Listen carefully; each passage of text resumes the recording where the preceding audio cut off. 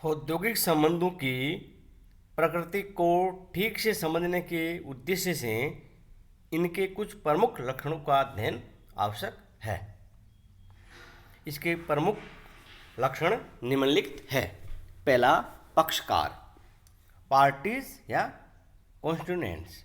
आधुनिक काल में औद्योगिक संबंधों की प्रथम विशेषता यह है कि ये तीन प्रमुख पक्षकारों के बीच पाए जाने वाले संबंध है।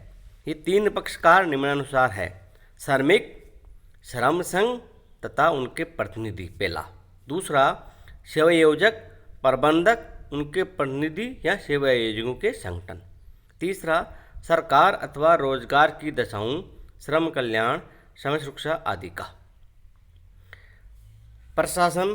का प्रशासन एवं नियमन करने वाले सरकारी प्राधिकारी या संस्थाएं। ये तीनों ही समूह देश के सामाजिक आर्थिक वातावरण को प्रभावित करते हैं। साथ ही ये तीनों ही समूह एक दूसरे के व्यवहार एवं कार्यों को भी प्रभावित करते हैं। इनका आपसी व्यवहार ही किसी समय विशेष पर देश में विद्यमान औद्योगिक संबंधों को निर्धारित भी करता है। दूसरा विशेषता, रोजगार की शर्तों, दशाओं आदि से संबंधित संबंध। औद्योगिक संबंधों में हम श्रमिकों, सेवायोजकों एवं उनके संगठनों तथा सरकार के बीच केवल उन संबंधों को सम्मिलित करते हैं जो उनके रोजगार की शर्तों एवं दशाओं, श्रम कल्याण, सामाजिक सुरक्षा आदि से संबंधित होते हैं। तीसरी विशेषता, एकाकी एवं सामूहिक संबंध। औद्योगिक संबंध एकाकी या सामूहिक किसी भी प्रकार के हो सकते हैं। एक अकेले श्रमिक के सेवायोजक के साथ भी संबंध हो सकते हैं, जबकि सेवायोजकों के सभी श्रमिकों के साथ सामूहिक संबंध भी होते हैं। जब किसी एक ही श्रमिक की परिवेदना हो तो वह अकेला ही सेवायोजक या सरकारी या कानून तंत्र की सहायता के या बिना सहायता से समय स्थापित कर अपने परिवेदना का निर्वहन करवा सकता है। किंतु दो या अधिक या सभी श्रमिकों का विवाद हो तो उसका सामूहिक रूप से निपटारा किया जाता है। इस प्रकार प्रथम स्थिति में एकाकी संबंध तथा द्वितीय स्थिति में सामूहिक संबंध होंगे। ये उल्लेखनीय है कि सामूहिक औद्योगिक संबंध निम्नलिखित में से किसी के भी बीच हो सकते हैं। पहला, किसी एक श्रम संघ तथा एक सेवायोजक के बीच, अथवा इन्हीं दो या अधिक श्रम संघों तथा किसी एक ही सेवायोजकों के बीच, अथवा किसी एक या अधिक श्रम संघों तथा सेवायोजकों के संगठन के बीच, अथवा अनेक श्रम संघों के महासंघ तथा सेवायोजकों के संगठनों के महासंघ के बीच। चौथी विशेषता, अविच्छिन्न प्रक्रिया। औद्योगिक संबंधों की एक विशेषता यह भी है कि इनकी एक सतत या अविच्छिन्न लगातार प्रक्रिया चलती रहती है। औद्योगिक संबंध निरंतर बनते बिगड़ते रहते हैं। वस्तुतः प्रत्येक संस्थान में श्रमिकों तथा सेवायोजकों के बीच विरोध संघर्ष होते ही रहते हैं। जब कोई विरोध या संघर्ष होता है तो उसके निवारण या समाधान के लिए प्रयास भी किए जाते हैं। इस विरोध एवं उसके निवारण की प्रक्रिया से सदैव नए प्रकार के संबंधों का जन्म होता रहता है। नए प्रकार के संबंध कभी अच्छे तो कभी कभी बहुत बुरे भी हो सकते हैं। अतः औद्योगिक संबंधों की प्रक्रिया निरंतर रूप से चलती ही रहती है। नेक्स्ट, सहयोग एवं समन्वय की प्रक्रिया। औद्योगिक संबंध आपसी सहयोग एवं समन्वय की प्रक्रिया है। इस प्रक्रिया में सभी पक्षकारों को एक दूसरे के साथ सहयोग एवं समन्वय करना पड़ता है। केवल एकाकी एवं स्वार्थी दृष्टिकोण रखकर अच्छे औद्योगिक संबंधों की स्थापना नहीं की जा सकती। इस हेतु एक दूसरे के हितों के लिए सहयोग एवं समन्वय की भावना आवश्यक है। नेक्स्ट, औद्योगिक संबंध अनेक घटकों से प्रभावित होते हैं।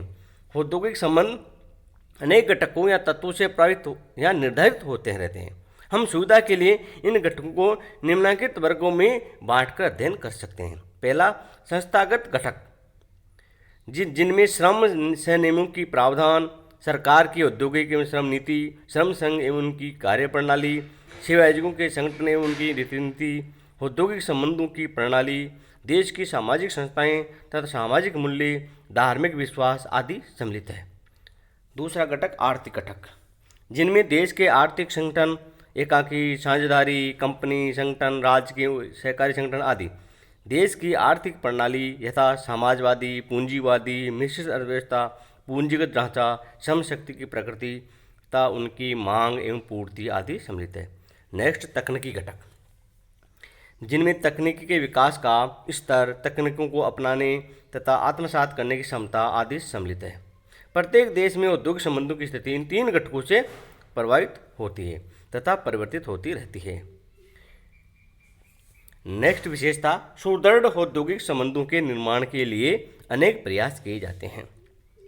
सुदृढ़ औद्योगिक संबंध स्वतः नहीं बनते हैं, अपितु उनके निर्माण के लिए अनेक प्रयास करने पड़ते हैं। इस हेतु श्रमिक, सेवा योजक, उनके संगठन तथा सरकार सभी स्तर पर प्रयास करते हैं। सामान्यतः इस हेतु निम्नलिखित प्रयास किए जाते हैं: सेवा की शर्तों एवं कार्यदशाओं में निरंतर सुधार करना, श्रम कल्याण एवं सामाजिक सुरक्षा की समुचित व्यवस्था करना, परिवेदना निर्वहन व्यवस्था करना एवं उसका संचालन करना, कर्मचारियों के सुझावों पर ध्यान देना, समय समय पर उनसे परामर्श करना तथा अन्य प्रकार से कर्मचारियों को संस्था के प्रबंध में सहभागिता देना, औद्योगिक विवाद उत्पन्न होने पर उनके निपटारे की समुचित संवैधानिक व्यवस्था करना तथा जहाँ तक संभव हो सामूहिक सौदेबाजी की व्यवस्था द्वारा विवादों को निपटाना आदि है। नेक्स्ट विशेषता, सरकार द्वारा नियमन। आधुनिक युग में औद्योगिक संबंधों का नियमन सरकार द्वारा किया जाता है। इस हेतु सरकार ने अनेक श्रम से नियमों का निर्माण किया है। सरकार समय समय पर अपने श्रम नीति की घोषणा भी करती रहती है।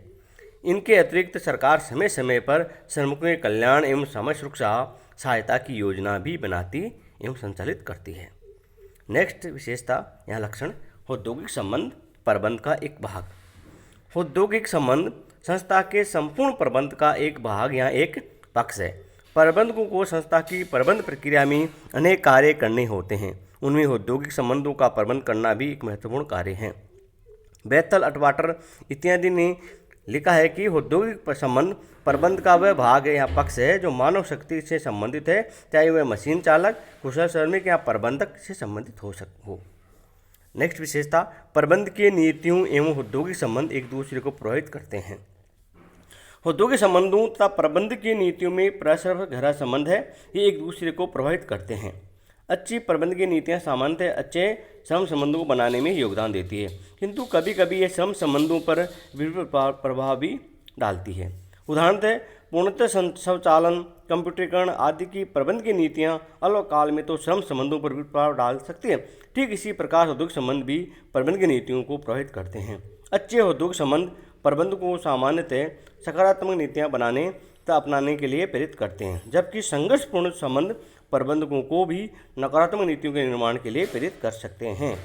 नेक्स्ट विशेषता, औद्योगिक संबंध एक अध्ययन का विषय बन चुका है। औद्योगिक संबंध अब शोध, अध्ययन एवं अध्यापन का विषय बन चुका है। इस विषय पर अनेक प्रकार से शोध किए जा रहे हैं तथा औद्योगिक संबंधों के सिद्धांत प्रतिपादित किए जा रहे हैं। इसी का परिणाम है कि आज हम भी इस विषय को लिख पढ़ रहे हैं। नेक्स्ट विशेषता, औद्योगिक संबंध एवं मानवीय संबंध में अंतर।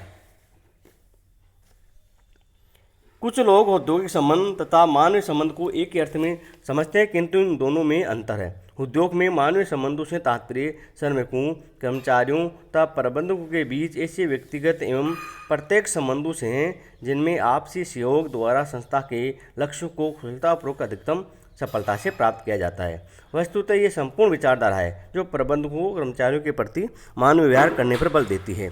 ये विचारधारा ये कहती है कि प्रबंधकों को कर्मचारियों की शारीरिक, मानसिक और सामाजिक आवश्यकताओं की संतुष्टि कर उन्हें अभिवृद्ध करना चाहिए तथा संस्था की अधिकतम उत्पादकता एवं कुशलता की प्राप्ति में उनका सहयोग प्राप्त करना चाहिए। दूसरी ओर औद्योगिक संबंध से तात्पर्य उन संबंधों से हैं जो श्रमिकों, सेवा योजकों एवं उनके संगठनों तथा सरकार के बीच पाए जाते हैं। दूसरे शब्दों में मानवीय संबंध एक ऐसी विचारधारा है जो कर्मचारियों के साथ अच्छे संबंधों के निर्माण द्वारा संस्था के उद्देश्य को अधिकतम सफलता के साथ प्राप्त करने पर बल देती है, जबकि औद्योगिक संबंध शब्द से तात्पर्य श्रमिकों, सेवा योजकों एवं उनके संगठनों, सरकार के बीच संबंधों से लगाया जाता है। इस प्रकार दोनों ही शब्द परस्पर रूप से संबंधित है।